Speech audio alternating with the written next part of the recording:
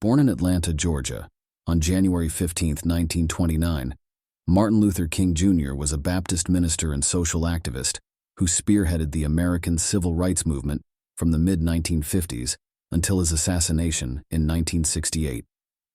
The success of that movement in removing the legal segregation of African Americans in the South and other regions of the country was largely due to his leadership.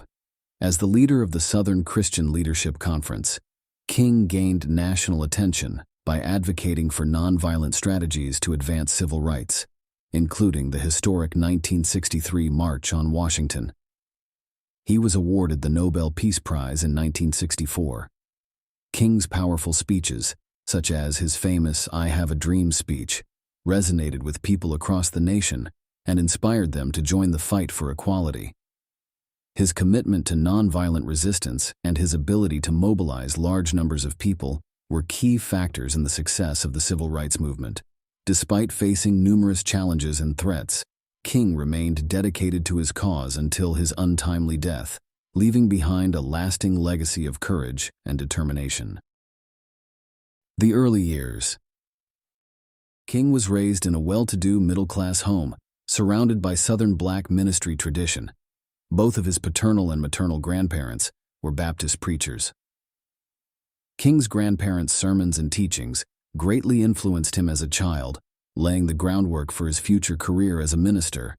This strong religious upbringing instilled in him a sense of purpose and commitment to fighting for justice and equality.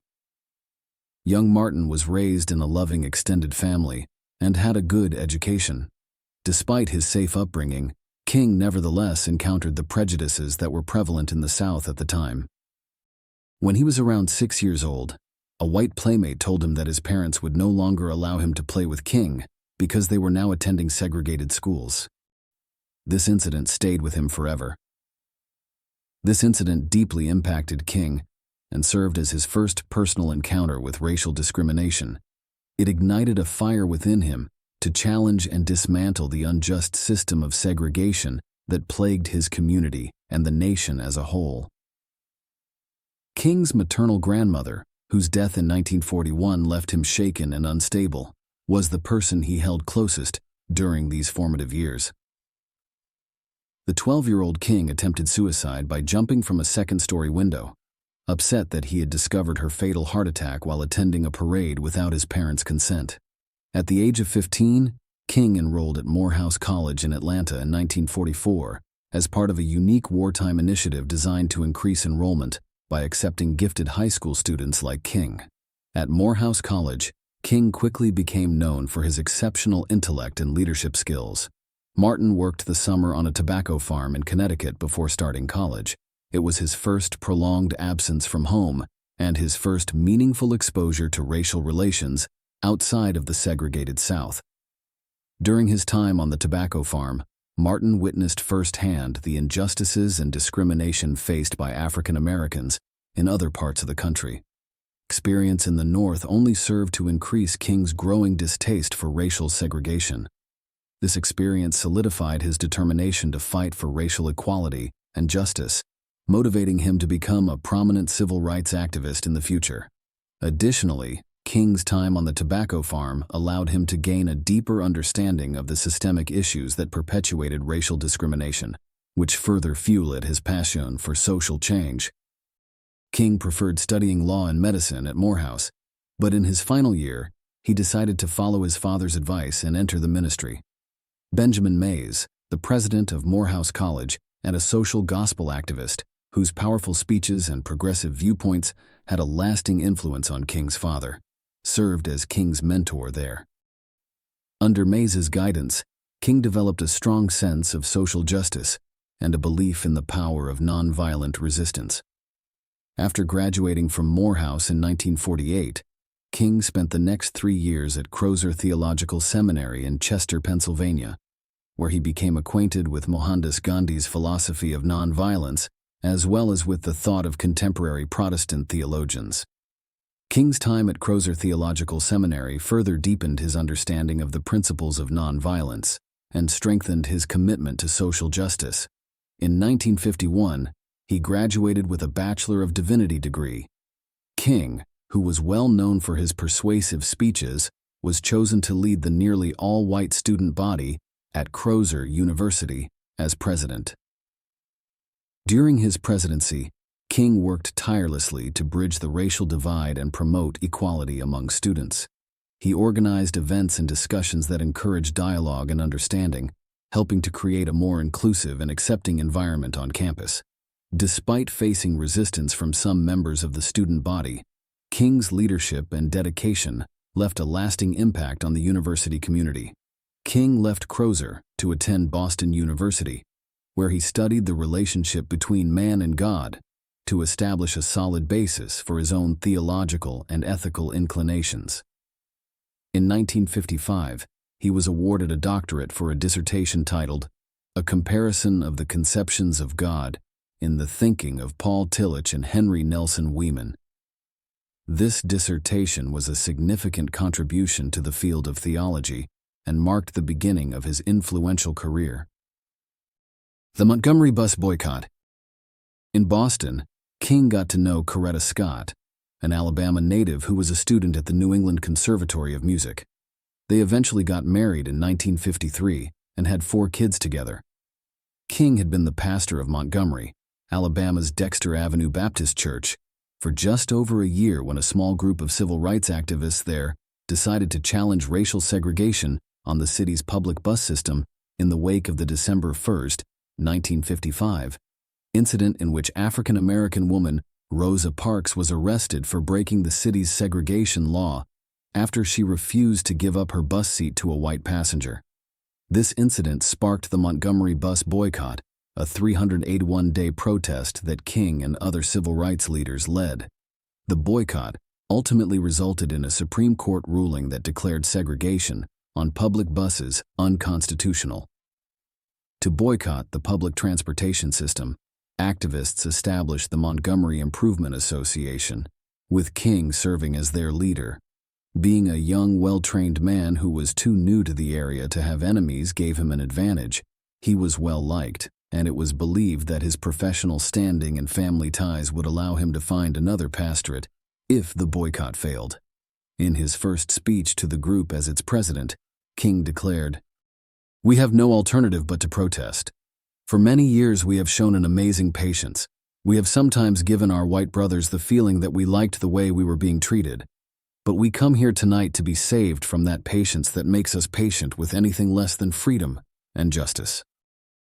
Through these words, the nation was exposed to a new voice, deft rhetoric, a charismatic leader, and eventually a vibrant new theory of civil disobedience. King's speech resonated deeply with the audience, as it conveyed a sense of urgency and a call to action. His powerful words inspired individuals to question the status quo and actively participate in the fight for equality. This marked the beginning of a transformative era in the civil rights movement, where protests and acts of civil disobedience became powerful tools for social change. King led the boycott even after his home was set on fire and his family's safety was in jeopardy. A year and a few weeks later, the city's buses were desegregated. King's unwavering commitment to the cause of civil rights and his willingness to sacrifice his safety demonstrated the immense power of civil disobedience. His leadership in the Montgomery bus boycott set a precedent for future movements and showed that nonviolent resistance could bring about tangible change. The success of the boycott not only led to desegregation in Montgomery, but also inspired similar acts of civil disobedience throughout the country, ultimately paving the way for significant advancements in racial equality. The Southern Christian Leadership Conference. King realized that a large-scale movement was required to build on the successful Montgomery action, so he started the Southern Christian Leadership Conference, SCLC, which provided him with a national platform to speak from and a base of operations throughout the South. Through the SCLC, King aimed to mobilize African Americans and their allies in the fight against racial segregation and discrimination. King gave speeches across the nation and engaged in conversations about racial issues with leaders in the civil rights movement, both domestically and overseas. He also organized peaceful protests, marches, and boycotts to bring attention to the cause. Following a brief conversation with Gandhi's followers about the Gandhian concepts of peaceful noncompliance, King grew more convinced that nonviolent resistance was the most effective tool available to oppressed people in their struggle for freedom. The Prime Minister of India and other dignitaries warmly welcomed him and his party in February 1959. Gandhi and his followers' use of nonviolence served as an inspiration for King during his visit to India. He saw the potential of adopting these methods in the civil rights movement back in the United States. King's discussions with Indian leaders further solidified his belief in the power of peaceful resistance as a means to achieve equality and justice. King and his family relocated to Atlanta in 1960, where he co-pasted the Ebenezer Baptist Church alongside his father. His primary focus at this position was on the SCLC and the civil rights movement, and he stated that a focused effort to combat injustice could result in significant and measurable progress. He believed that collective action was key to achieving equality and justice for all. As soon as he decided to back the sit-in protests organized by nearby black college students, his thesis was put to the test. In late October, he was arrested with 33 young people protesting segregation at the lunch counter in an Atlanta department store. He faced severe consequences and potential backlash from both the authorities and the public. Although King's charges were dropped, he was sent to Reidsville State Prison Farm because he had broken his probation for a minor traffic infraction that occurred months prior. The case gained national attention due to the general fear for his safety, the indignation over George's disobedience of the law, and President Dwight D. Eisenhower's inaction. King's time in Reidsville State Prison Farm was marked by harsh conditions and limited communication with the outside world. Despite these challenges, his imprisonment only fueled his determination to fight for equality. The national attention on his case ultimately served to further galvanize the civil rights movement and solidify King's role as a prominent leader. Only after Democratic presidential candidate John F. Kennedy intervened on King's behalf was he allowed to go free. This widely reported action was thought to have played a significant role in Kennedy's narrow victory 8 days later. The height of King's influence occurred between 1960 and 1965. During this period, King led numerous nonviolent protests and marches, including the historic March on Washington in 1963, where he delivered his famous "I Have a Dream" speech. His powerful words and peaceful approach resonated with millions of Americans, inspiring them to join the fight for racial equality. King's leadership and activism during these years paved the way for landmark civil rights legislation, such as the Civil Rights Act of 1964 and the Voting Rights Act of 1965. King immediately attracted the attention of the news media, especially those producing television, a new medium for social change, because he was handsome, eloquent, and tenaciously determined. His well-publicized strategies of active nonviolent protest inspired the devoted allegiance of many African Americans and liberal whites across the nation, as well as support from the administrations of Presidents Kennedy and Lyndon B. Johnson. He recognized the power of television to nationalize and internationalize the struggle for civil rights. King understood that television could bring the civil rights movement to a wider audience, both within the United States and around the world. He was able to showcase the injustices faced by African Americans and gain support for their cause on a global scale. This increased visibility ultimately helped to propel the movement forward and bring significant legislative change. However, there were also noteworthy setbacks, such as in Albany, Georgia, 1961 to 1962, where King and associates were unable to accomplish their objectives of desegregating public parks and other facilities. The letter from the Birmingham jail.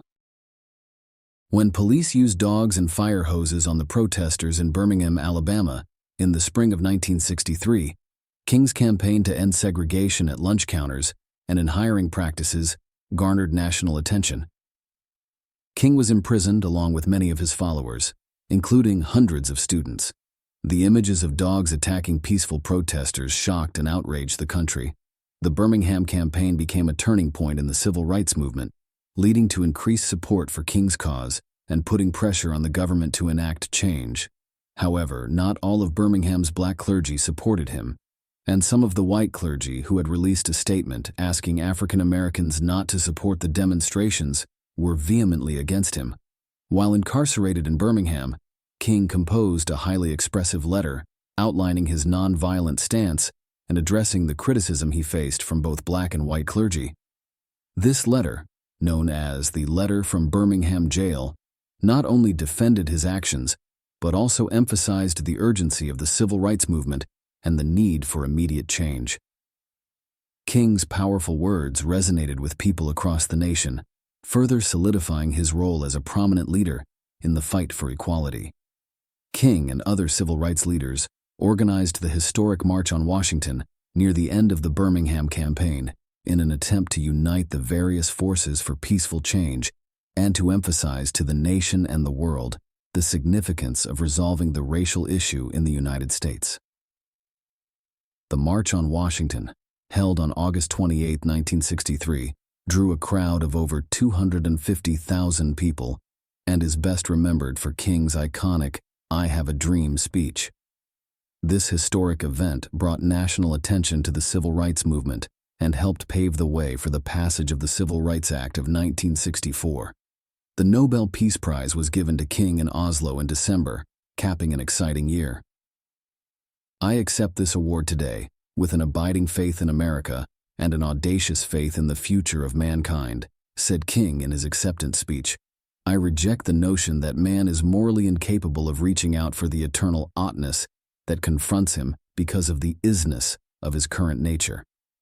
King's acceptance speech for the Nobel Peace Prize emphasized his unwavering belief in the potential of humanity to transcend its current limitations.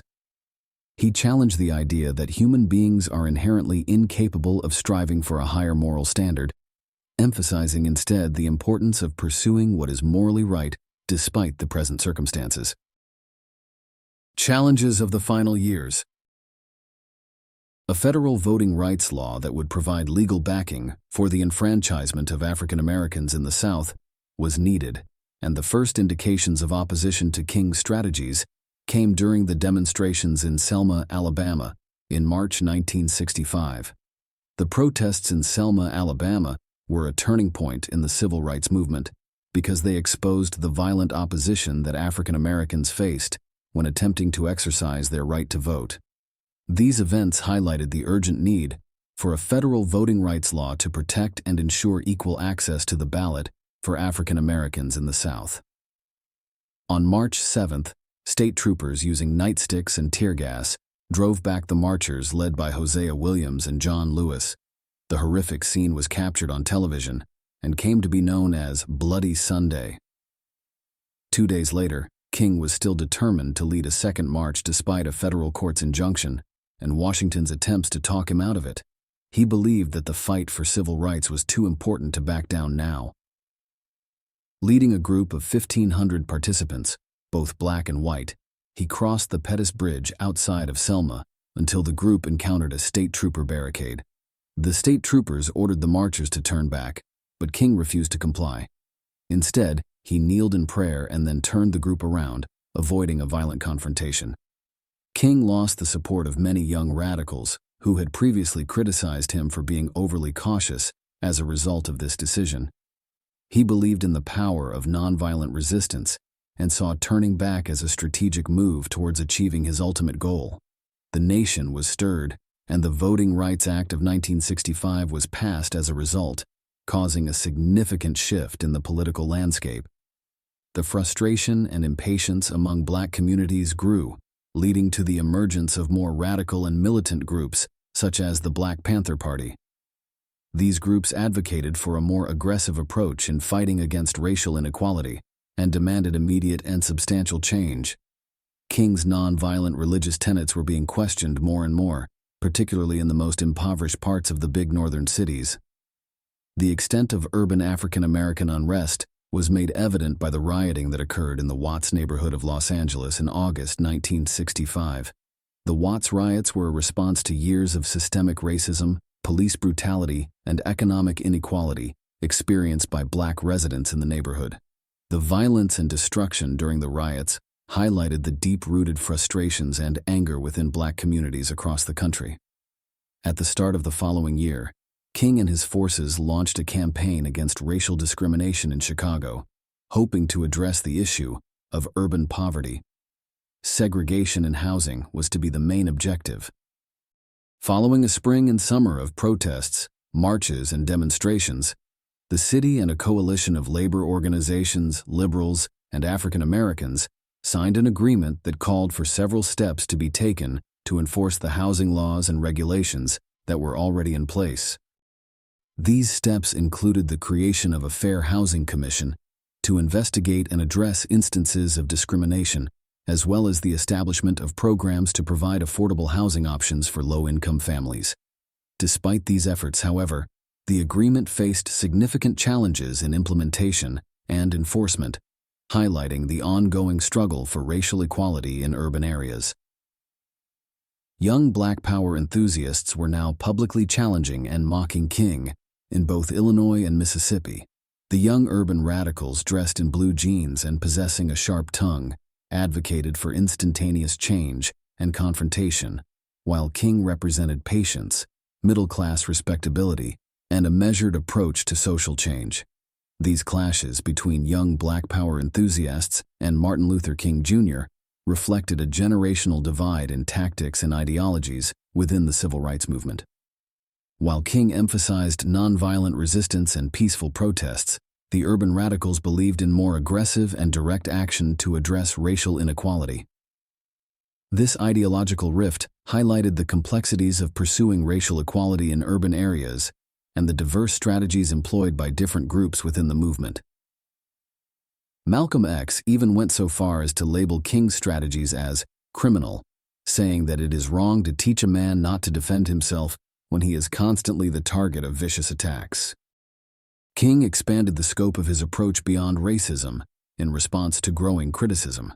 He began to advocate for economic justice and spoke out against the Vietnam War, recognizing the interconnectedness of various forms of oppression.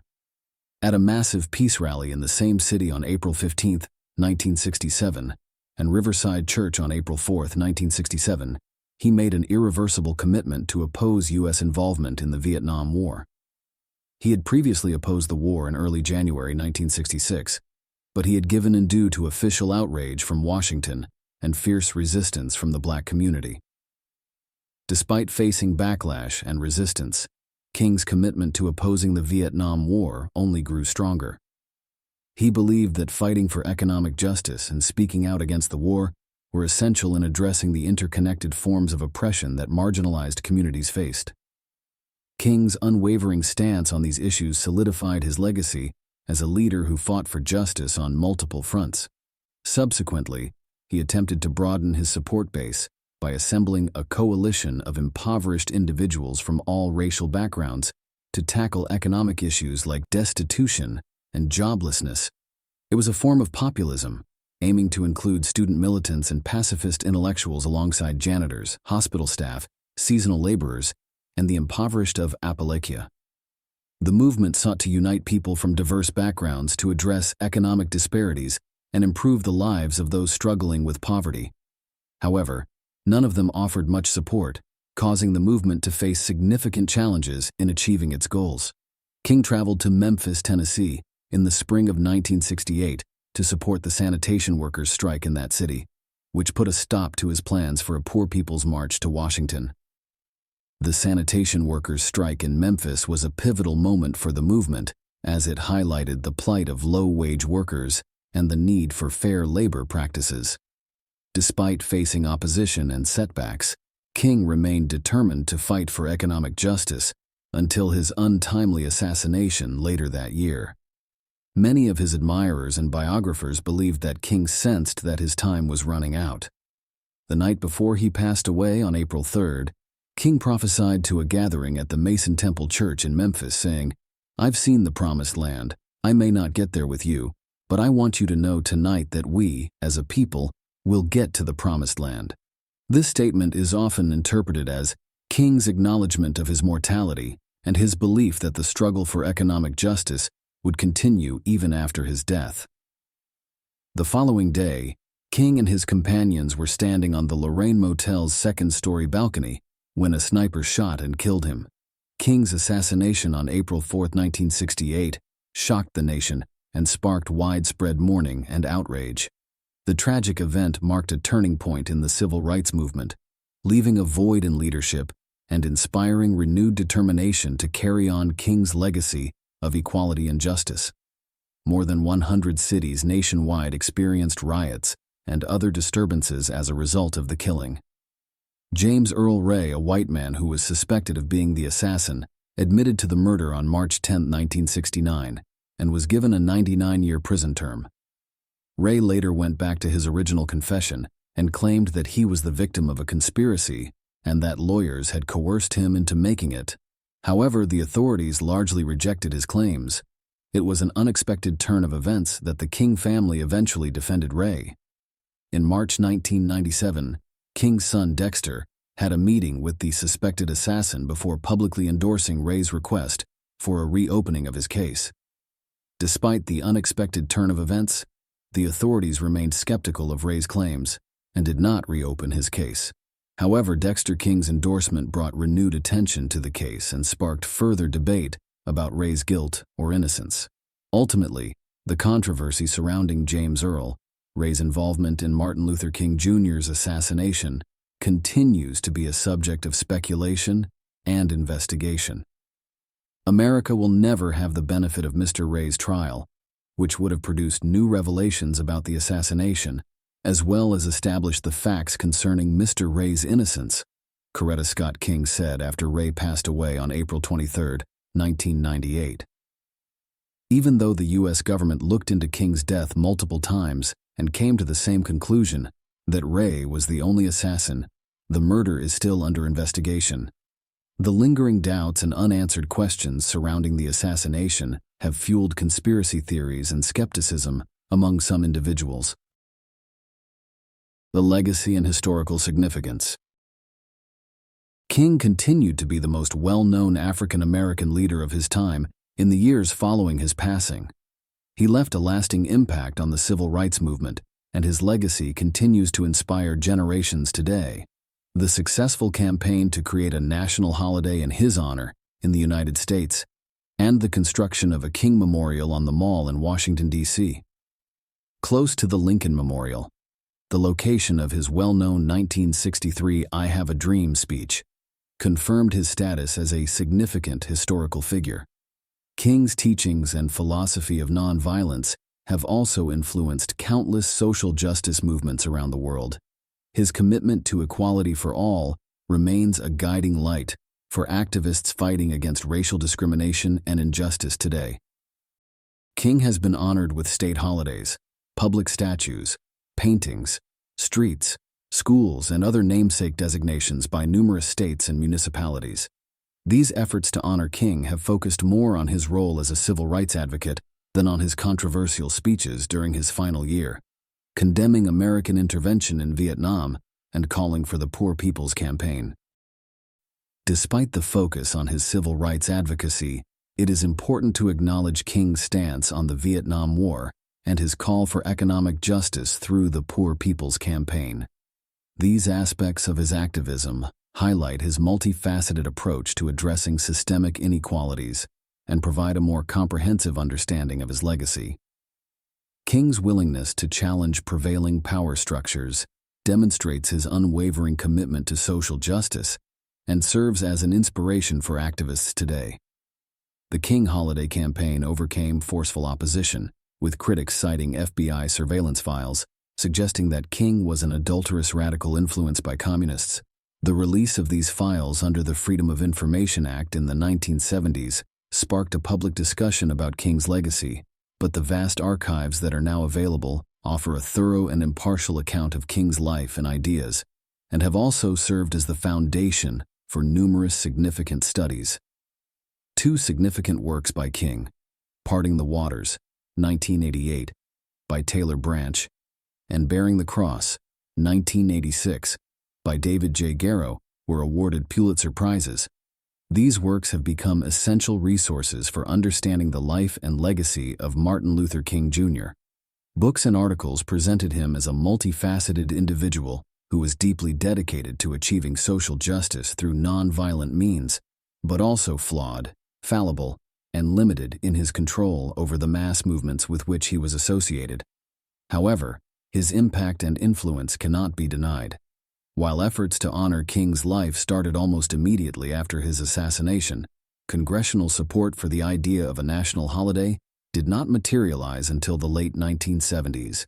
The efforts to honor Martin Luther King Jr.'s life and legacy were not limited to books and articles. Civil rights activists, community leaders, and organizations across the country also played a crucial role in keeping his message alive and advocating for a national holiday in his honor. Their tireless efforts eventually led to the establishment of Martin Luther King Jr. Day, which is now celebrated annually on the third Monday of January. Politicians recognize the importance of honoring King's contributions to civil rights and equality. Additionally, the widespread public support for Martin Luther King Jr. and his message further solidified the establishment of Martin Luther King Jr. Day as a national holiday. After the House and the Senate voted overwhelmingly in favor of the King Holiday Bill sponsored by Ted Kennedy, Ronald Reagan put aside his initial doubts and signed the legislation on November 3, 1983, establishing Martin Luther King Jr. Day to be celebrated annually on the third Monday in January.